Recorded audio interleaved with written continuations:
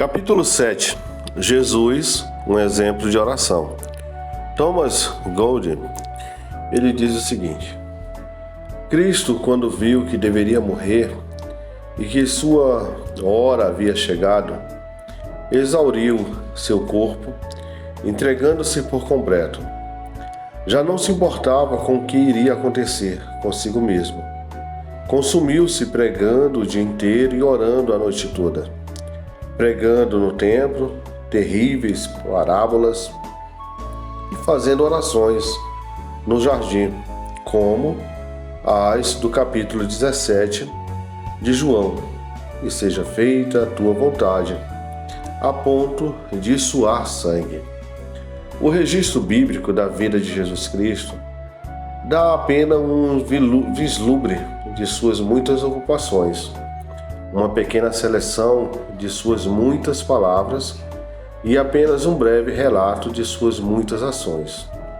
Mesmo assim, neste pequeno registro, nós o vemos muitas vezes em oração, ainda que estivesse ocupado e exausto por severos esforços e dificuldades. De madrugada, quando ainda estava escuro, Jesus levantou-se, saiu da casa e foi para um lugar deserto, onde ficou orando. Marcos capítulo 1, versículo 35. Sozinho no deserto e na escuridão com Deus, a oração enchia a vida do nosso Senhor enquanto estava na terra. A vida dele era uma corrente constante de incenso, doce e perfumado pela oração. Quando nos damos conta de que a vida de Jesus era uma vida de oração, só nos cabe concluir que ser como Jesus é orar como Jesus e viver como Jesus. Em outras palavras, uma vida séria significa orar como Jesus orava. Não podemos seguir nenhuma ordem cronológica nas orações de Jesus Cristo. Nós não sabemos quais foram os seus passos para avançar na habilidade da arte divina da oração. Quando o encontramos no Vale do Jordão ou nas águas do batismo, enquanto as mãos de João Batista estavam sobre ele, o vemos orando, e assim ele passa os 3 anos de seu ministério, quando encerrando o drama da sua vida naquele terrível batismo de medo, dor, sofrimento e vergonha. O encontramos em espírito e também no próprio ato de oração. O batismo da cruz, bem como o batismo do Jordão, são santificados pela oração. Com o fôlego da oração, em seu último suspiro, ele entrega o Espírito a Deus. No registro de suas primeiras declarações, bem como em seus primeiros atos, nós o vemos ensinando os discípulos a orar, como sendo a primeira lição e o primeiro dever. À sombra da cruz, diante da urgência e importância de sua última conversa com os discípulos escolhidos, o Mestre está em meio à mesma tarefa de suma importância, ensinando os mestres do mundo a orar, tentando fazer que aqueles lábios e corações fossem dados à oração e que deles fluíssem os depósitos divinos da verdade. Os grandes momentos de sua vida foram criados e coroados com a oração. Não temos como saber quais foram seus hábitos de oração durante o tempo que passou em casa, com sua família e em seu trabalho como carpinteiro em Nazaré.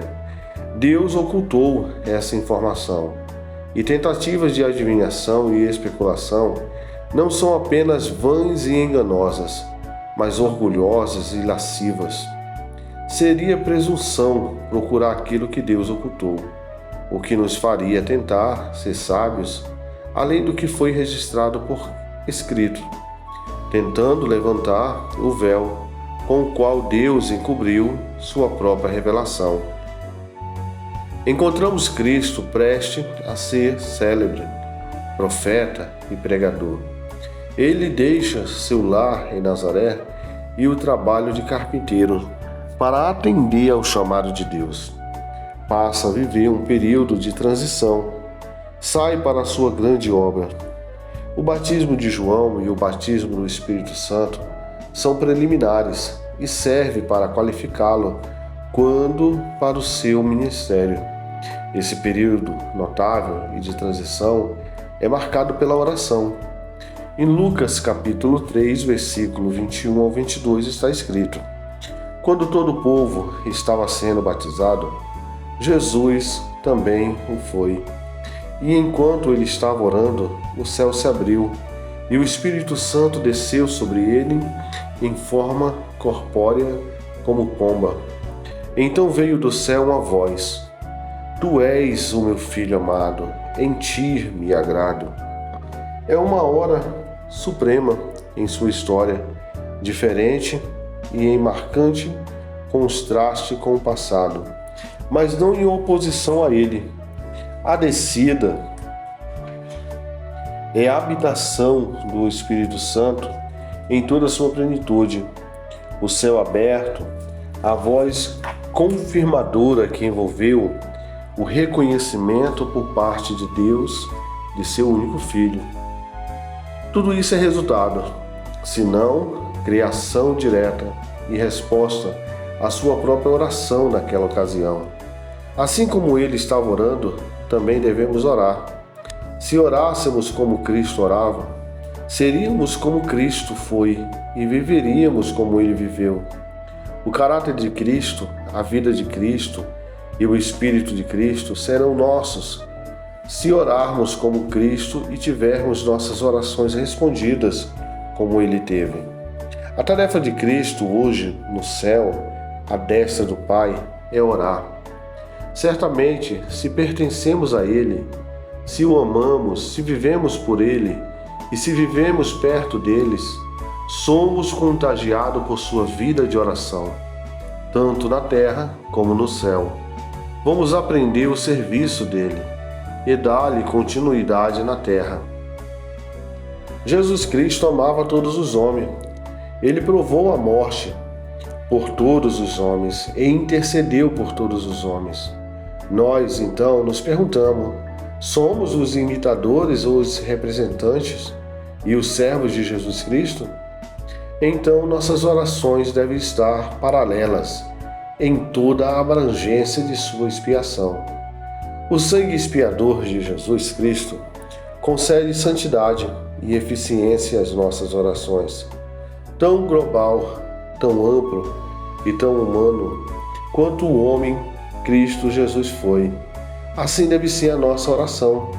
As intercessões do povo de Cristo devem dar curso e presteza ao serviço de Cristo, levando o sangue reconciliador a seu fim gracioso e ajudando a destruir as cadeias do pecado de cada alma aprisionada. Devemos orar, chorar e ter compaixão como Cristo tinha. A oração afeta todas as coisas. Deus abençoa a pessoa que ora. Aquela que ora parte em uma longa jornada para Deus e é ela própria enriquecida enquanto enriquece outros, e é abençoada enquanto o mundo é abençoado por sua oração. Ter uma vida tranquila e pacífica com toda piedade e dignidade. 1 Timóteo capítulo 2, versículo 2. É a maior das riquezas. A oração de Cristo era real. Nenhum homem orou como ele orou. A oração pesava sobre ele como um dever solene, imperativo e poderoso, bem como um privilégio real em que toda a doçura estava reunida e concentrada. A oração era o segredo de seu poder, a lei de sua vida, a inspiração de seu esforço e a fonte de sua riqueza, alegria, comunhão e força.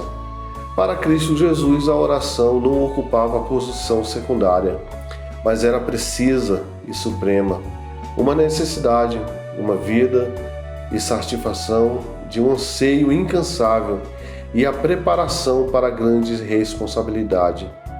Aproximar-se do Pai em conselho e comunhão, com vigor e em profunda alegria. Tudo isso era a adoração dele. Provações presentes, glória futura, a história de sua igreja, as lutas e os perigos dos discípulos em todos os tempos e até o fim dos tempos. Todas essas coisas nasceram e foram moldadas por suas orações.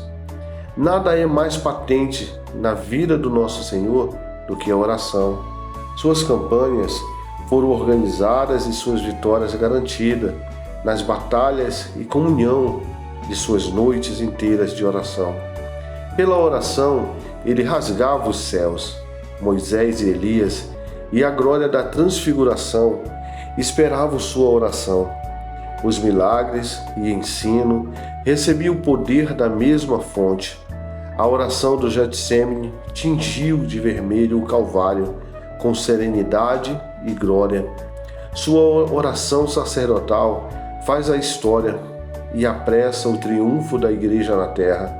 Que inspiração e instrução a oração foi a vida da oração de Jesus Cristo enquanto esteve nesse mundo. Que verdade é sobre o valor, sobre a natureza e sobre a necessidade da oração. A dispensação da pessoa de Jesus Cristo foi uma dispensação de oração. Uma síntese de seu ensino é praticar da oração. Foi que os homens, E essa leitura ela vai se encontrar no livro de Lucas, capítulo 18, versículo 1, que vai dizer: deviam orar sempre e nunca desanimar.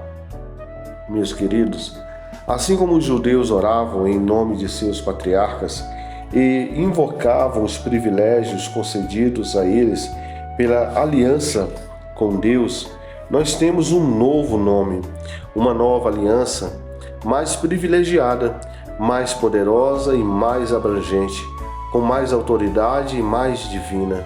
É tão alto como o Filho de Deus se eleva sobre os patriarcas em divindade, glória e poder. Tanto assim, deveria nossa oração exceder a deles em abrangência, glória e poder nos resultados. Jesus Cristo orava a Deus Pai.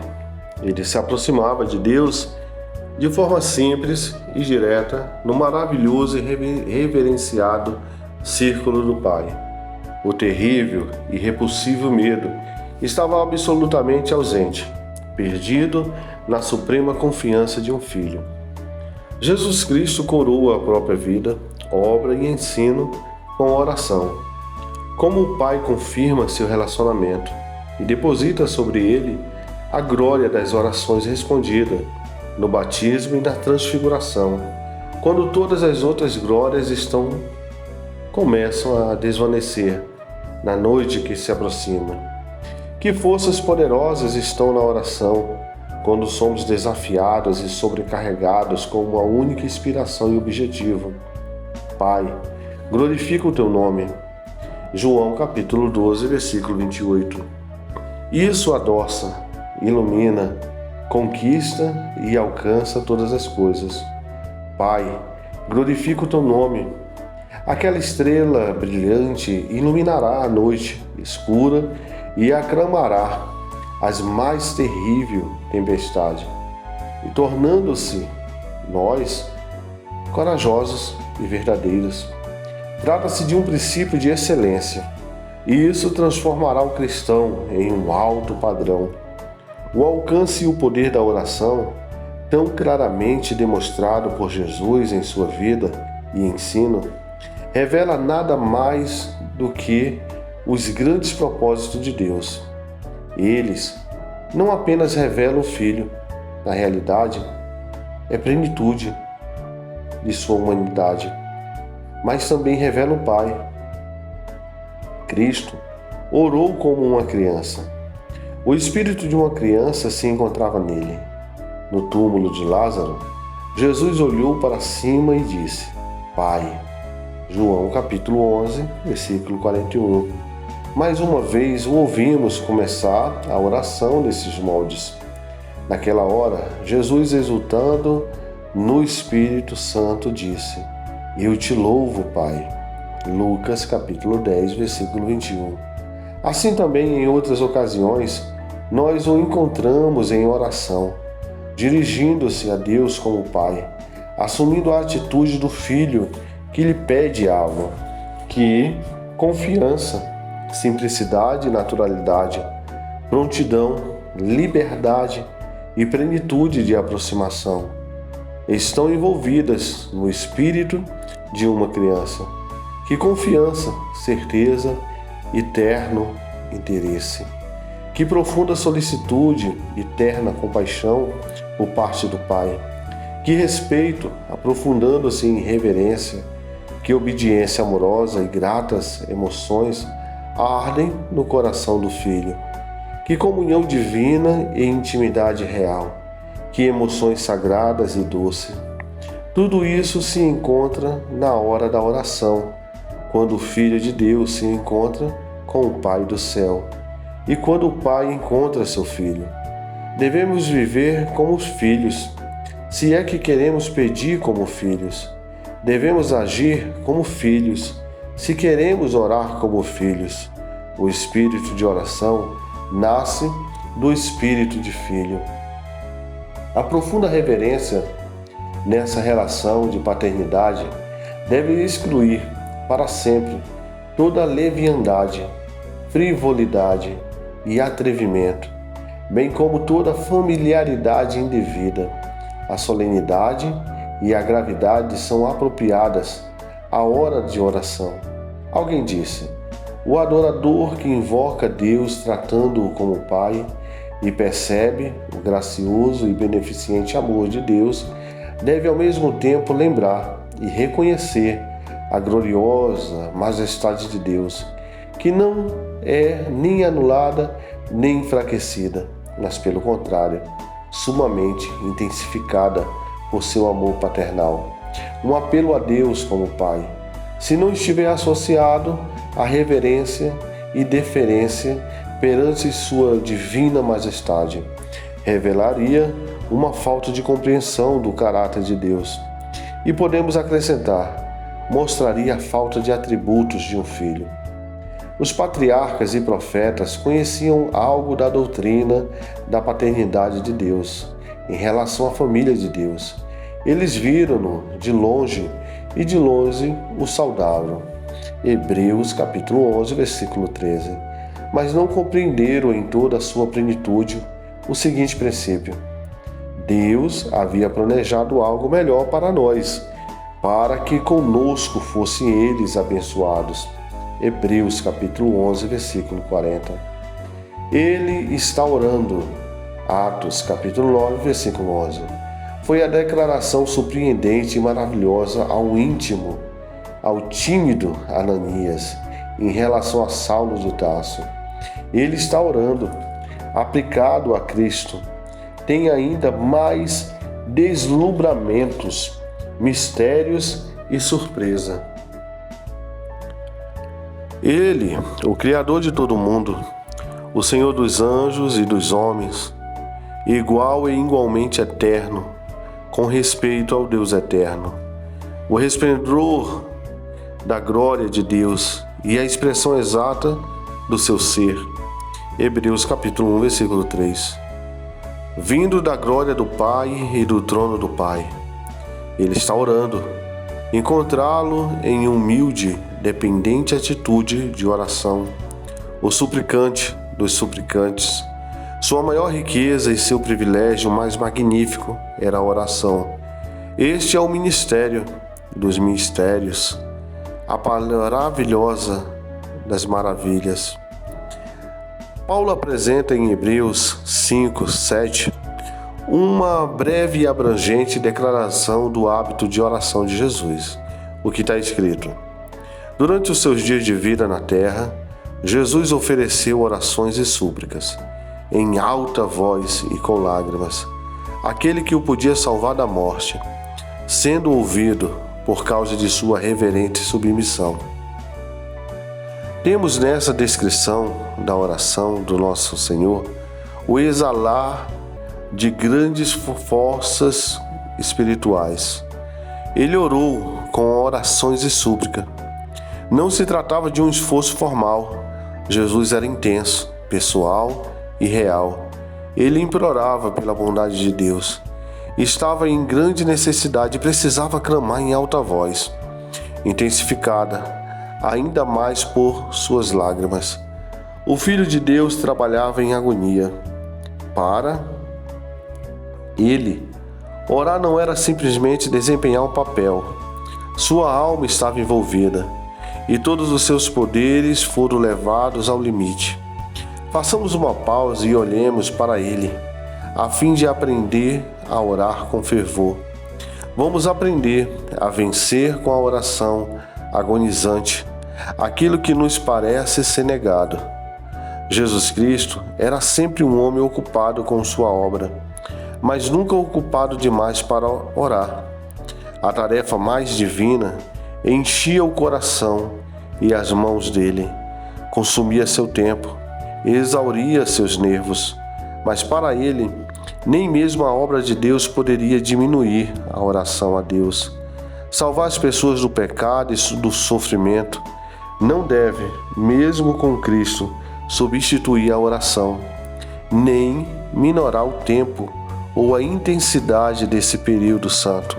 Ele enchia os dias trabalhando para Deus, gastava as noites em oração a Deus. O dia de serviço fazia da noite de oração uma necessidade. A noite de oração santificava e tornava bem-sucedido o dia de oração. A excessiva ocupação que impede de orar mata a religião cristã. Não tem outra saída. Em muitos casos, o simples fato, embora sugestivo, é importante, e a afirmação de que ele orava, em outras ocasiões, são registradas suas próprias palavras que vinham do coração e que saíam de seus lábios. O homem de oração por excelência era Jesus Cristo. Os períodos de sua vida foram gerados pela oração, e todos os detalhes menores, os contornos de sua vida, encontram na oração a inspiração, o colorido e a influência mais profunda.